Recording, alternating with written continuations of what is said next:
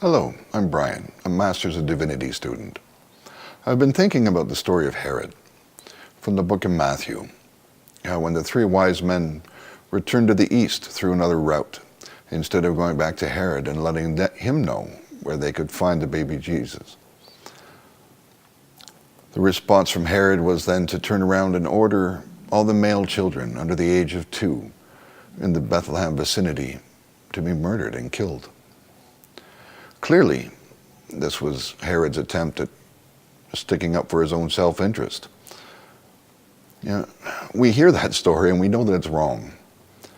But yet, the draw of the world now and the virtues are ones that respect the needs of the individual. The needs of the few are often walked over, and others are just ignored completely. So we can see that this doesn't sit right. But yet, things are not as clear to us when we look and reflect on our own lives. There are often I've made choices in the moment that seemed right. I mean, most of us go about and we have the best of intentions with the things that we do. Yet, sometimes after the fact, we have regrets. We feel bad, we feel shame, we feel guilty. Often a decision that seemed very right and proper at that moment turns out poorly. And then we're stuck sitting with the consequences of those decisions. But what is it about guilt? Why is it that we feel guilty for those decisions? In searching for that answer, I turned to the book of James. There's a portion there that talks of 2 wisdoms, a wisdom that comes from God, from a divine heavenly source, and a wisdom that comes from the world. In the book of James, the wisdom that comes from the divine source is peaceful, understanding, compassionate. The wisdom that comes from the world is self-indulgent, full of respecting the needs of the individual. We see that all the time today in the world and the virtues that we have. But yet we know better. We hear this wisdom that comes from the heavens speaking to us.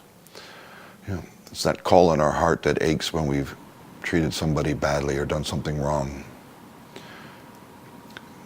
As we are approaching New Year's, I was thinking about the Jewish tradition, a tradition between Rosh Hashanah and Yom Kippur, where the Jewish people spend that time reconciling with other people.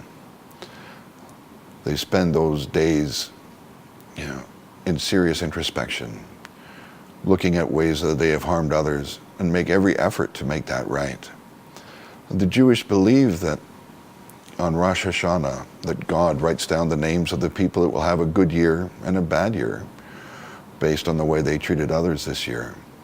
And that through the act of reconciliation, that they have an opportunity to change that, to change God's decree, and to make things right so that they can have a good year. So as I'm looking forward to 2019 and realizing that New Year's has just passed, most people will make New Year's resolutions and promises to themselves to join a gym or have a better diet or drink less coffee. Maybe our New Year's resolutions need to focus on something more, something that speaks to this wisdom that comes from heaven. Trying and identifying what our heart is calling us to do. And set manageable goals to go about achieving those ends. If we did that, imagine if we all did that, if the entire world made resolutions based on what spoke to their hearts and what was good for the world. We could all get together and we could make this world a much, much better place. So that's what I'm asking us to do, is to go and make the world a better place. We can do it. We already are.